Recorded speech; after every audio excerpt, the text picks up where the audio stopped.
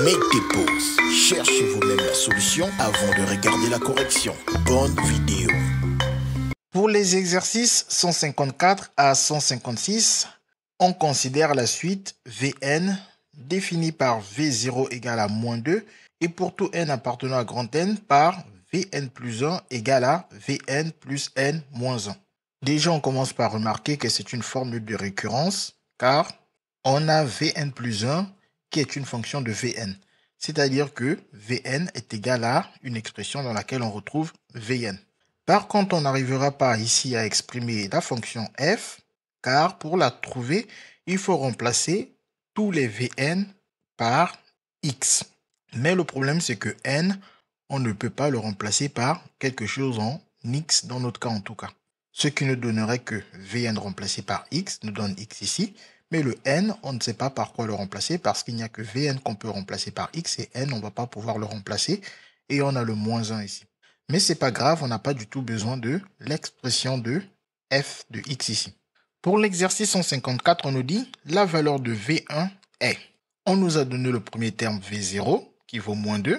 Le deuxième terme c'est V1 et pour le trouver, on part de la formule de récurrence de Vn et comme on veut V1 égale, il faut choisir la bonne valeur à donner à n pour qu'on puisse obtenir V1. Pour avoir 1, il faut que n prenne la valeur 0, car 0 plus 1 donne 1, ce qui nous permettra de dire que V0 plus 1 n'est rien d'autre que V1. Et lorsque j'ai déjà remplacé un n par 0, tous les n doivent être remplacés par cette même valeur 0. Donc ce n est remplacé par 0. Ce n est remplacé par 0. Donc V1 égale à V0 plus 0 moins 1. V0 est remplacé par sa valeur moins 2 donnée dans l'énoncé. Puis on effectue le calcul. Moins 2 plus 0 moins 2 moins 1, ça nous fait moins 3. V1 vaut moins 3. Parmi les réponses proposées, la bonne réponse est la réponse A. Pour l'exercice 155, on nous dit la valeur de V2 est. Donc ici, on cherche le troisième terme qui est V2. On va faire exactement comme on a fait pour trouver V1, qui est le deuxième terme. On part de la formule de récurrence donnée dans l'énoncé et on doit choisir la bonne valeur à donner à n pour écrire ici V2. Qui plus 1 vaut 2, c'est 1 plus 1 qui vaut 2, donc on remplace Vn par 1. Et donc V1 plus 1 n'est rien d'autre que V2. Lorsque n est remplacé par une valeur, tous les n doivent être remplacés par cette même valeur. On a remplacé le n ici par 1, donc ce n aussi, on le remplace par 1, de même que ce n, on le remplace par 1. Donc V2 égale à V1 plus 1 moins 1. V1 égale à moins 3 d'après le calcul précédent, ce qui permet de remplacer ce V1 par moins 3. Et en effectuant le calcul, 1 moins 1, ça donne 0. Et donc avec le moins 3, on obtient alors que V2 n'est rien d'autre que moins 3. Puis on regarde parmi les réponses qui sont proposées. On voit que la bonne réponse est la réponse A. Pour l'exercice 156, on nous dit on a la relation suivante. Donc, on nous fait plusieurs propositions, mais on voit que toutes ces propositions concernent V10.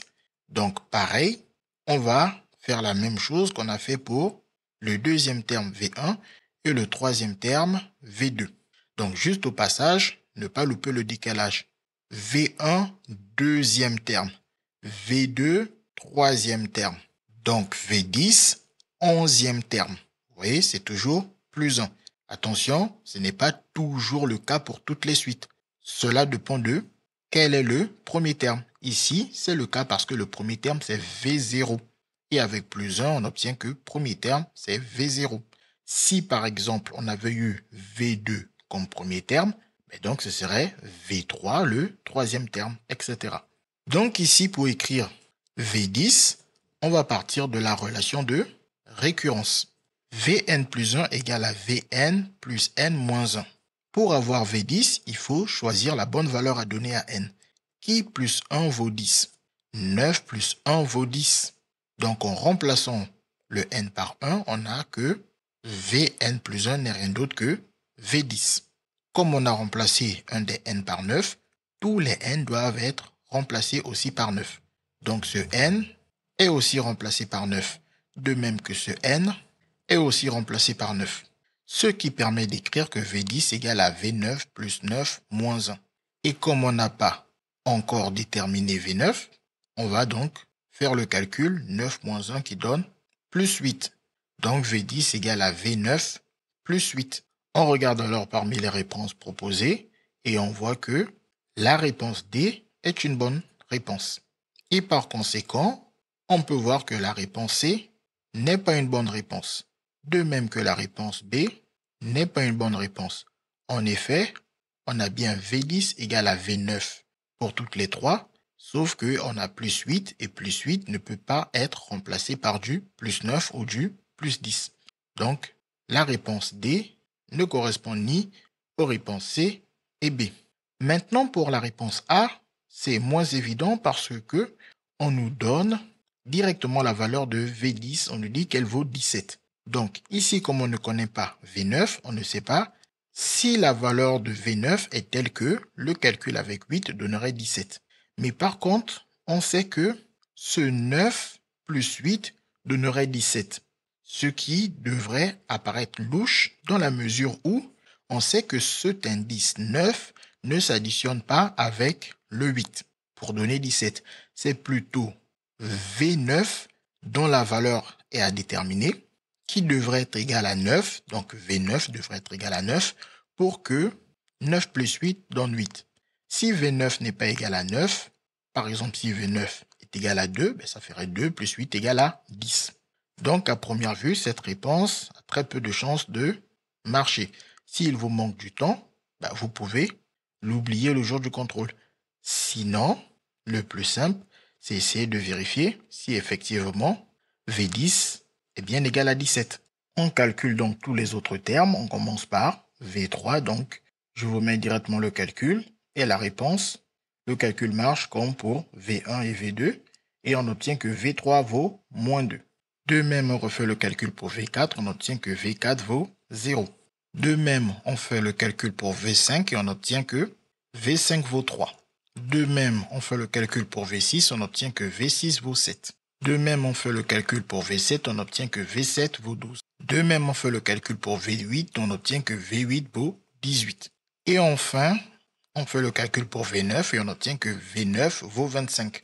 Et 25 plus 8 nous permet de dire que V10 vaut 33 et non pas 17. Ce qui prouve, comme on l'avait compris, comme on avait eu l'intuition, que la réponse A n'est pas du tout une bonne réponse. Quand vous avez des intuitions aussi fortes, je vous conseille de directement passer au lieu de vous lancer dans un long calcul de ce genre. Parce qu'il était clair qu'on testait pour voir si vous auriez fait l'erreur d'additionner ce 9 avec ce 8 pour dire que ça donne 17. Donc il y avait de très fortes chances que V9 ne soit pas égal à 9. Sinon, au lieu de faire ce calcul à la main, vous pouvez aussi l'effectuer à la calculatrice pour gagner plus de temps. Voilà, on a répondu à toutes les questions. CQFD, ce qu'il fallait découvrir. Les mathématiques, ce n'est pas juste la mémorisation de l'application de cours. Ça nous aide à comprendre le monde qui nous entoure et à prendre des décisions.